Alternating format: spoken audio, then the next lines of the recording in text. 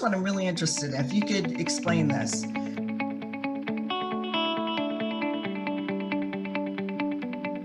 Because I see how many countries you're going into now, how many agents. So I remember meeting you back when you were just an agent. I think before you even started. And you were thinking, okay, yeah, and even after a couple of years ago, right, when you were thinking about coming over, talking to you even before you were with EXP. Yeah. And you were building, well, I saw you go from all of a sudden a little team to a massive team.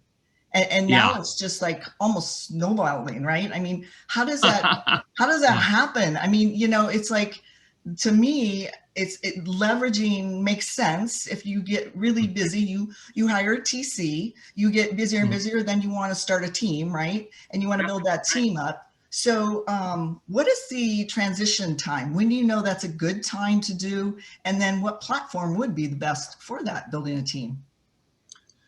Yeah, I think that was, as teams started to become more prominent. So I've been in the business 22 years, and I started growing a team after a year. And I had, my very first year in real estate, I sold 10 houses. And didn't sell anything for a couple months. And I've told the story a lot. My wife gave me 90 days to sell a house, or I had to go get a real job, and I knew that wasn't going to happen because I was pretty much unemployable after that. And so I ended up selling a house in that first year. I started like in February is really when I started, and by the end of that year, I'd sold 10 houses, and I was distraught. I made $24,000. And I'd poured every ounce of it back into my business. My wife told me, she was pregnant. We were going to have a baby. And everybody in the office was like, wow, you're doing so amazing. You sold 10 houses. And I was like, this is, I couldn't work anymore. I was working as hard as I could possibly work. And it really wasn't until I hired a coach. I started traveling the world, learning from the best people out there, paying a lot of money, and saying I couldn't trade more time for money. And I had to learn what I didn't know. And at the time, the only way to really do that was to travel, really to go through office and beg people, let me come shadow you and stuff like that. And so that next year I sold, I think like 43 or 44 houses in about 9 months. And then I hired a buyer agent. I sold nothing for like 4 months. I should have hired an admin, but I hired a buyer agent and was trying to teach and go through. And it's harder to be able to succeed through people. Right. But then that next year sold over 100 houses, and we sold over 100 houses for like 19 straight years or so. So where's that right thing?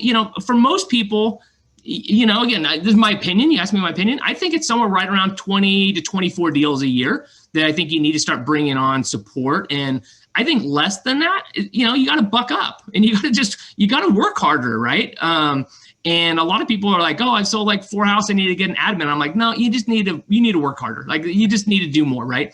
Yeah. But at the same point, I talked to someone like 2 days ago, and they're doing like 60 deals themselves, and they just barely got an admin. And I'm like, that's nuts. That's a lot of work, right? So I think it is somewhere in between there. And running a team is not for everybody. And kind of, I don't know if we're going to get to it, but just talking about EXP, obviously, I thought I went through and I built a team up, and we did a lot of stuff. I was with Remax, loved it. Went to KW, they offered me ownership, and there was a capped program where you didn't just pay forever and ever and ever. It was a cap, and I was like, oh, I like that idea.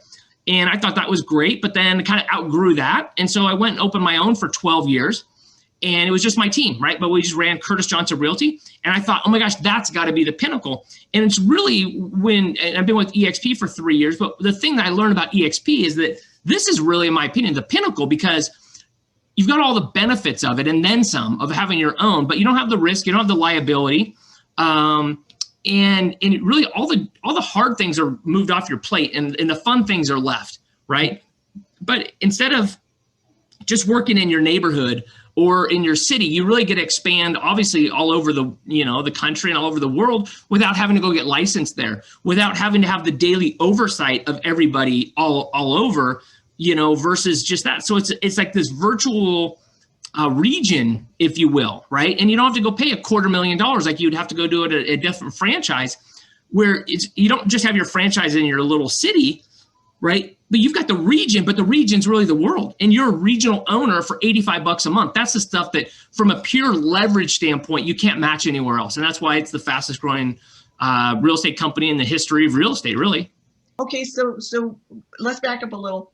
When you wanted to build a team and you were at that point, did you have a number in mind? Like, I want 50 agents. I want as many as want to do it. I'll have. I tried a lot of different things with it, and you know, the reality is when you're running a team, the profit margins are actually pretty low. If you're providing a lot of value, and a lot of people go, well, no, look, my team's very profitable. And I go, well, we'll take your production out of it, right? And because I was running a team and I was a non-competing team leader, which means I was generating things, but I wasn't actually going out. You'll never have a higher split than if you're in production and you're going out and you don't have to split it with anybody. There's no doubt about it.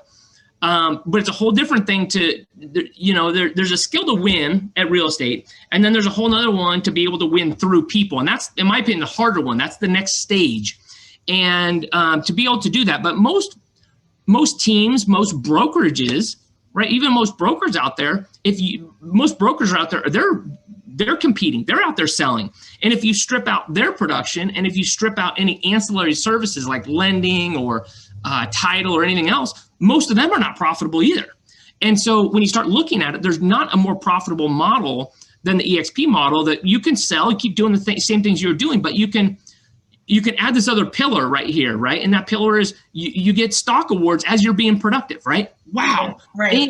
And then if you're productive, what happens? People want to be around other productive people, and they reach out, talk to you like, Mel, why'd you go to EXP? Why'd you do this? And then instead of EXP saying we're going to pay we're going to pay a regional director or a franchisee or office managers, they're saying we're going to pay the agents that are the people are attracted to. We're going to pay them a revenue share for being a part of our growth. Right. And so as we're productive, we get compensated. And as we are attractive, we're compensated. And those are those are untapped resources everywhere else, right? That all the rest of the time that goes to just the owner, the franchise owner or whatever. And here we get to actually be that person without the expense of it. And that's what makes it so fun. It's phenomenal. And that just happens because everybody's excited and everybody starts, it's not a job to attract. Right. Like you said, people just see you having fun, doing what you do anyway, seeing you benefit from stocks. And it's crazy how much stock we have. We put, like, in addition to awards, we thought, oh, let's buy the 5% out of each transaction. You get a 10% discount, big deal, right? Yeah. Oh my gosh. We didn't even count on that. We just love the collaboration. We love the support. Totally. Everything, the system was already there. We love that. And we love you too. I mean, I love you too. It's such a good group. It's such a good